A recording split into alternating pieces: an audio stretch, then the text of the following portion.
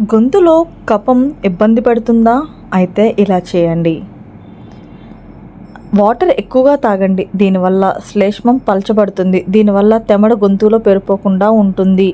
నీటితో పాటు వేడివేడిగా టీ, కాఫీలు కూడా తాగాలి. దీనివల్ల గొంతులోని కఫం కరిగిపోతుంది. పలచబడి గొంతుకు కాస్త ఉపశమనం కలుగుతుంది. పెప్పర్మెంట్ టీలో మెంతోల్ అనే నూనె ఉంటుంది. ఇది కఫం, దగ్గు, ముక్కు కారడం, ముక్కు దిబ్బడ, తలనొప్పి, ఫ్లూ వంటి లక్షణాలను తగ్గిస్తుంది. ఈ టీలో యాంటీవైరల్, యాంటీబ్యాక్టీరియల్, యాంటీ ఇన్ఫ్లమేటరీ లక్షణాలు ఉంటాయి. ఈ సమస్య బాధ పెడుతుంటే ఉప్పు నీటిలో గార్లింగ్ చేయండి. దీంతో శ్లేషం కాస్త పలచగా మారి గొంతు క్లియర్ అవుతుంది. ఇందుకోసం గ్లాస్ గోరువెచ్చని నీటిలో 2-3 టీ స్పూన్లు ఉప్పు వేయండి. దీన్ని సిప్ చేసి కొంతసేపు గార్లింగ్ చేయండి. ఇలా ప్రతి 2-3 గంటలకు ఒకసారి చేయండి. లంచ్, డిన్నర్ సమయంలో సూప్స్ తీసుకోండి. వెజ్, నాన్ వెజ్ సూప్స్ ఏదైనా తీసుకోవచ్చు. దీంతో కూడా కఫం నుంచి ఉపశమనం లభిస్తుంది.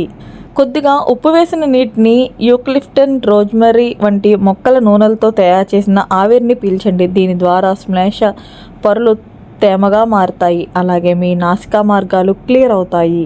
పసుపులో ఎన్నో ఔషధ గుణాలుంటాయి. ఇది నొప్పి నుంచి ఉపశమనం కలిగిస్తుంది, మంటను తగ్గిస్తుంది, రోగనిరోధక శక్తిని పెంచుతుంది. గ్లాస్ వేడి పాలలో 1/2 టీ స్పూన్ వల్ల నల్ల మిరియాలు, పసుపు, టీ స్పూన్ తేనెని కలిపి తాగండి. దీనివల్ల శ్లేషం బయటకు పోతుంది. చల్లటి గాలిలో ఉండటం వల్ల సమస్య మరింత పెరుగుతుంది. అందువల్ల ఏసీ, కూలర్ వంటి వాటికి దూరంగా ఉండండి. కఫం నుంచి ఉపశమనం కలిగిస్తుంది. ఆల్కహాల్, కెఫిన్లు ఎక్కువగా తీసుకోవద్దు. వీటి వల్ల బాడీ తొందరగా డీహైడ్రేట్ అవుతుంది. అలాగే చల్లటి పదార్థాలకు దూరంగా ఉండడం మంచిది.